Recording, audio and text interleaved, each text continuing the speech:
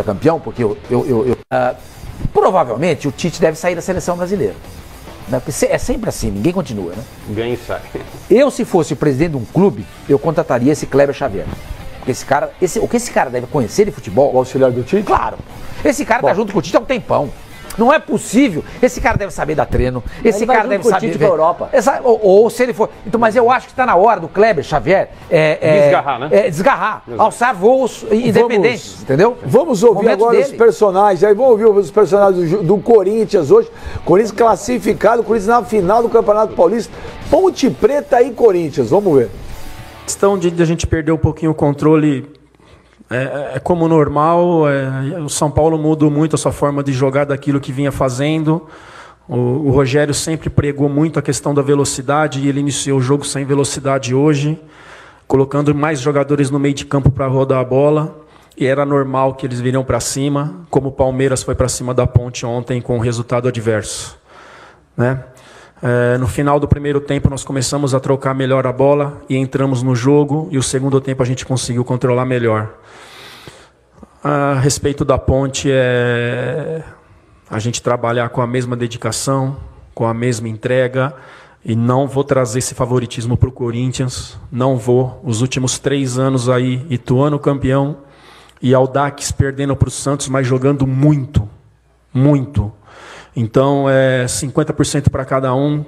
Quando passou os 4 finalistas, falei de 25%, e agora eu coloco 50% para cada um, para que seja uma grande final, que sejam 2 grandes jogos. Mais um Grande Clássico é sempre importante, feliz por estar ajudando o Corinthians.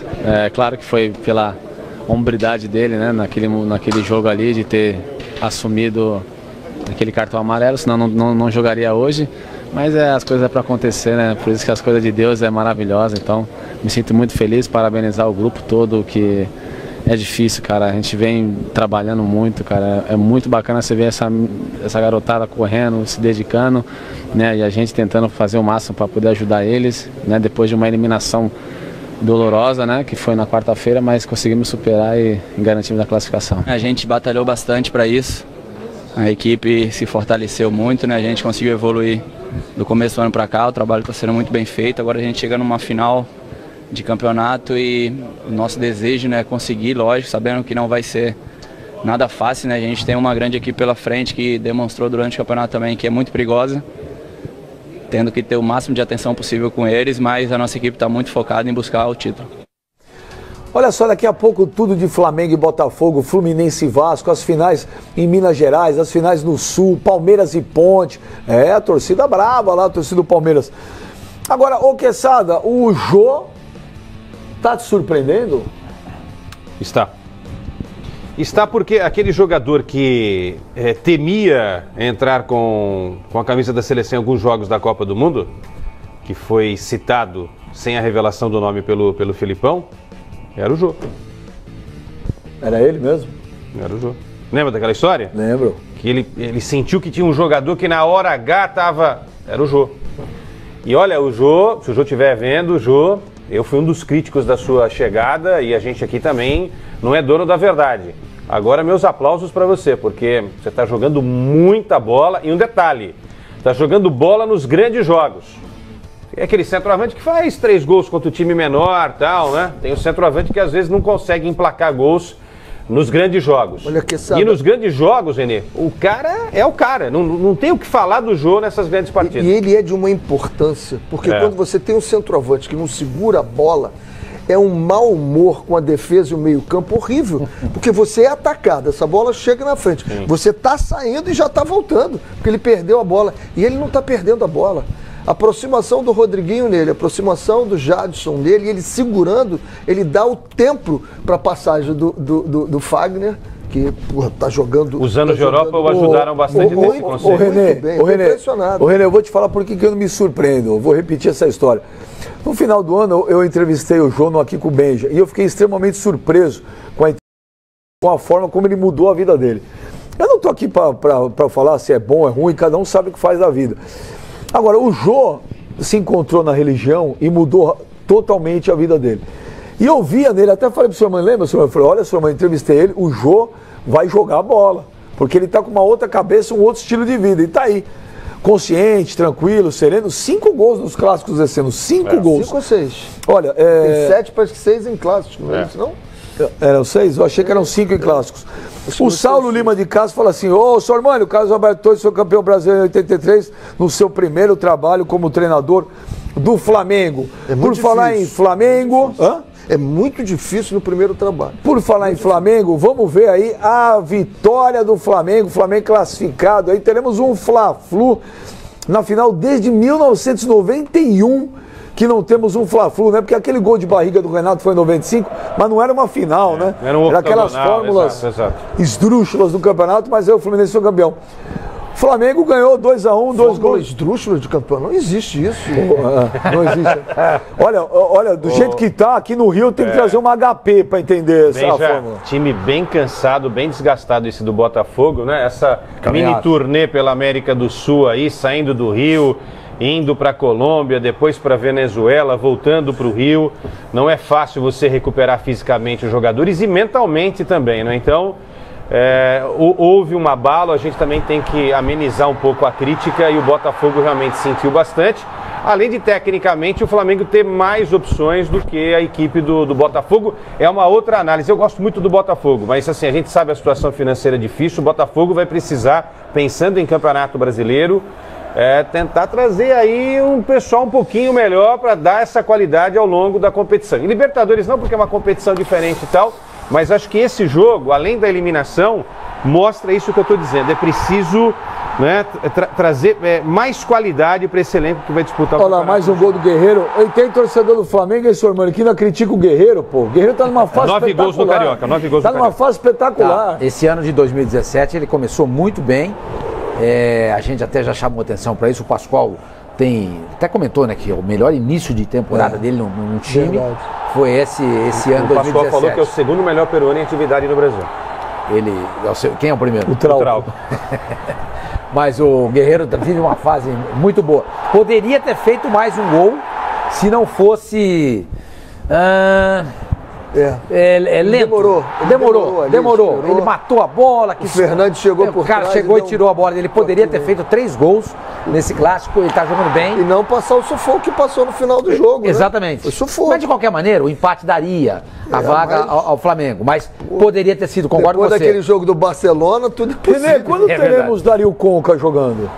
Não sei te dizer. Parece que ele tá na recuperação. Já voltou a treinar, voltou a treinar com bola. Tá na recuperação. Olha o Sassá.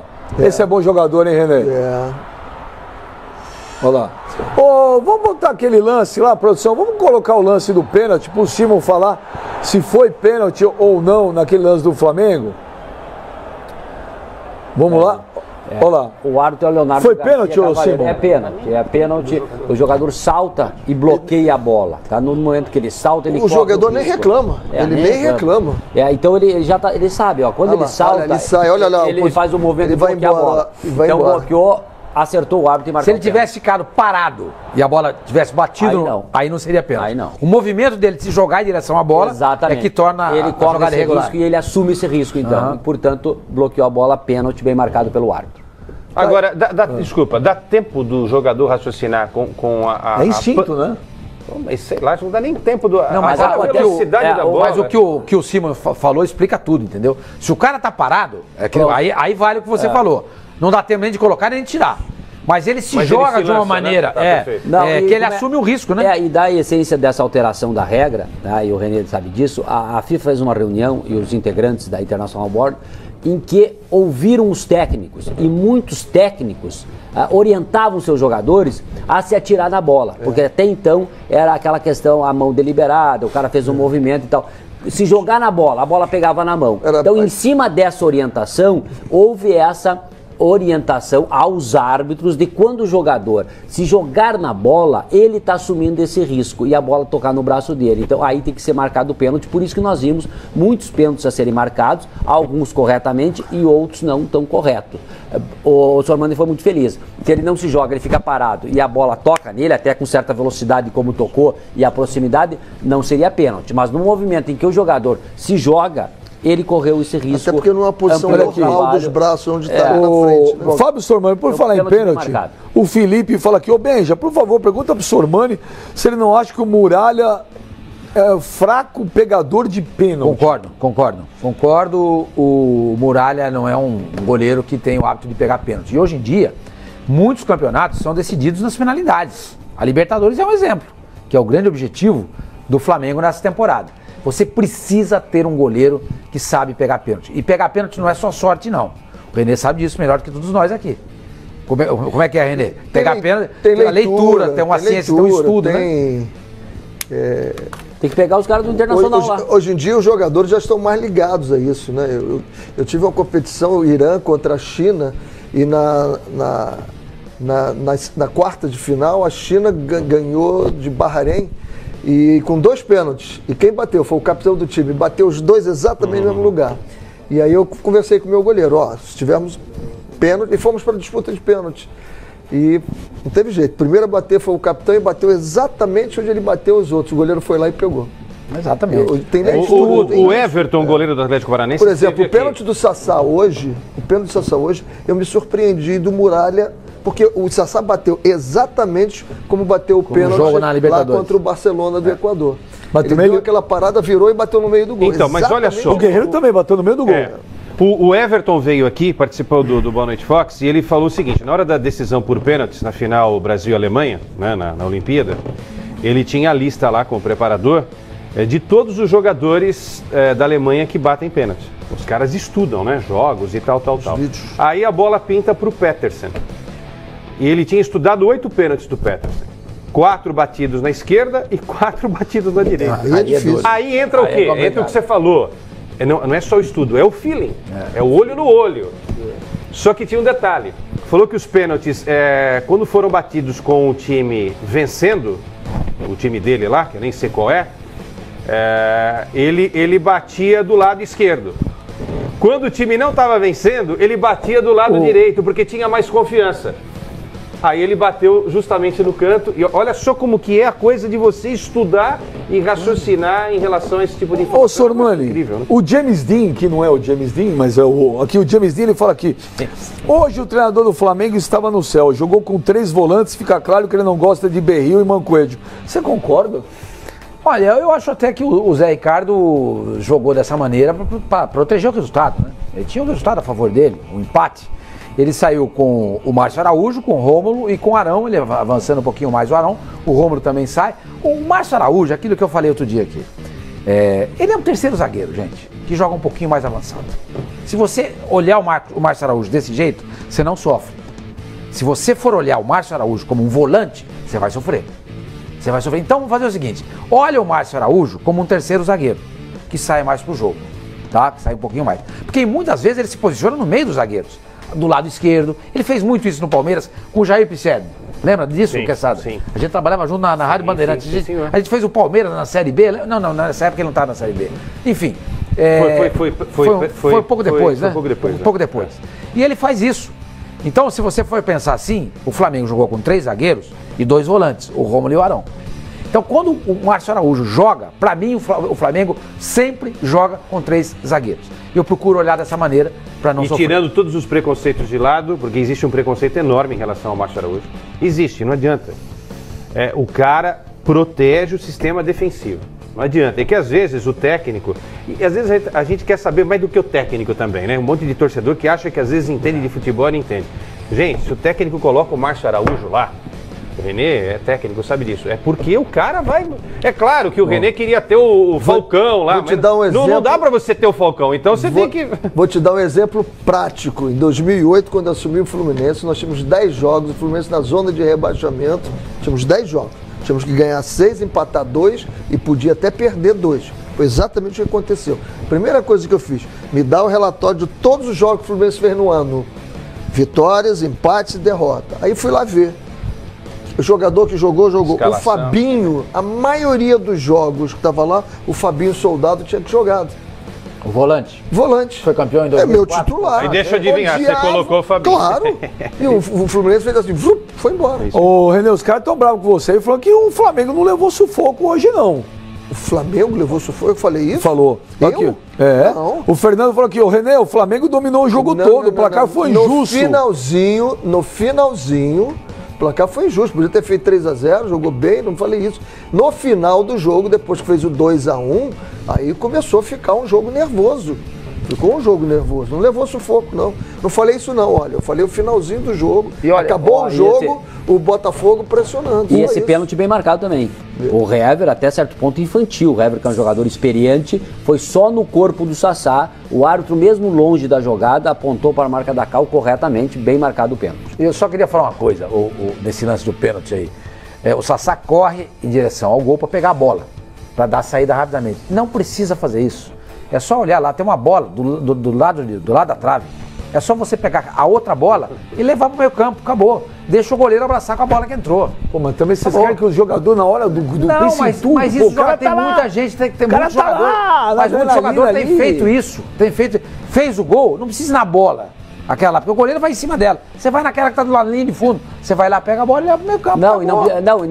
Não precisa correr nem atrás de nenhuma bola, nem do lado, nem no meio do campo, nem essa do gol. Porque a bola não é dele. A bola é do time, quem vai dar o reinício do jogo é o time que levou o gol. Portanto, ele tem que cobrar do árbitro a agilidade do time que levou o gol. Passa essa bola rápido, o árbitro pode punir com um cartão amarelo. Não é o jogador que vai sair correndo atrás de bola, porque vai gerar confusão. Daqui a pouco o outro vai dar outro balão, o Gandula vai pra cima e tal. A obrigação é do árbitro agilizar o jogo. Vamos ver agora os personagens do Flamengo, vamos ver aí Zé Ricardo, o treinador, o presidente Eduardo Bandeira de Mello, vamos lá. Falando de uma final Flamengo e Fluminense, eu acho que merecidamente chegaram a essa condição, né? A pontuação geral acabou prevalecendo. A gente sabe que final em clássico não tem favorito, né? O Abel, mesmo que pouco tempo à frente do elenco do Fluminense, já conseguiu montar uma equipe extremamente competitiva, muito agradável ver o Fluminense jogar, uma equipe jovem, com meio de campo talentoso, muita velocidade no ataque, então a gente não encara o Flamengo favorito, mas logicamente que tanto o Flamengo quanto o Fluminense têm as suas armas e eu acho que vão ser dois grandes jogos. Se a gente fosse apostar no início do campeonato, acho que todo mundo diria que seria uma final Vasco e Botafogo e o Vasco seria campeão. Mas acabou não acontecendo, então vamos encarar esse Fla-Flu aí. Deu uma alfinetada, né? Fala isso, tem alguma novidade em relação ao Maracanã ou não? A situação toda, rapidamente, para a gente explicar, não é? A gente sabe o que está acontecendo nacionalmente com a Odebrecht, que foi a empresa, né, destacada pelo governo para construir o novo Maracanã pensando na Copa do Mundo.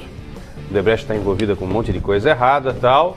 E depois de um acordo com o governo do estado do Rio de Janeiro, chegou-se ao consenso de que a concessão do estádio deveria ser passada para a empresa chamada Lagardère, que é uma empresa francesa, não é? Que tem 72 arenas administradas em todo o planeta, 2 delas aqui no Brasil, Independência lá em Minas Gerais e o Castelão em Fortaleza. Só que aí que começa essa grande confusão. A Lagardère tem documentos comprovando que ela terá a concessão por 32 anos do novo Maracanã. Faltam assinar alguns documentos aí nas esferas governamentais. Foi o governo do estado do Rio de Janeiro, inclusive, que propôs essa ação de repassar a concessão da Odebrecht para outra empresa, no caso a francesa. A segunda colocada na primeira licitação. Segunda colocada, exatamente na licitação, em vez de abrir uma licitação que poderia levar de 1 a 1 ano e meio, 2 anos para ser concluída. Ou seja, imagine o Maracanã ficar mais um ano e meio fechado. Já estava caindo aos pedaços um dia desses aí, fechado por 6 meses depois da Olimpíada. O fato é o seguinte, para concluir, o Flamengo não concorda com esse tipo de concessão, da forma como está sendo feito, e está pedindo para que se abra a nova licitação. Já o Fluminense considera que a concessão deva ser mantida nos moldes que estavam acontecendo, ou seja, com a Odebrecht passando para a empresa francesa e o Fluminense mantendo, não é, o contrato que tinha com a Odebrecht, o contrato anterior. Ou seja, confusão mais uma vez à vista com o nosso queridíssimo templo sagrado do futebol, Maracanã. Uma pena, mas também ficou pedindo aqui o Maracanã, pô, teve Maracanã do Fluminense e Vasco, teve Maracanã de Flamengo e Botafogo, mas não tinha público, hein? Nos 2 jogos o Maracanã vazio. Só para lembrar, hein? Ontem, Palmeiras e Ponte Preta no Allianz, 39 mil. Hoje, Corinthians e São Paulo, 40 e quase 44 mil. E o Maracanã estava aí. Para 2 jogos, independentemente do regulamento, agora não tem regulamento. Era uma semifinal que valia. Tem uma explicação, Benji. Dinheiro é o mesmo. Ninguém pode falar que o Paulista tem mais dinheiro que o Carioca ou vice-versa. O problema é a fidelização. O Palmeiras tem um plano de fidelização do torcedor e o Corinthians também, o corintiano também. Aqui, como é que você vai fazer um processo de fidelização de flamenguistas e torcedores tricolores, por exemplo, se você não sabe se você vai ter o Maracanã ou não? Você vai vender um produto estádio, sem... Não tem. Aí o Corinthians tem, Internacional incrível, tem, Grêmio tem.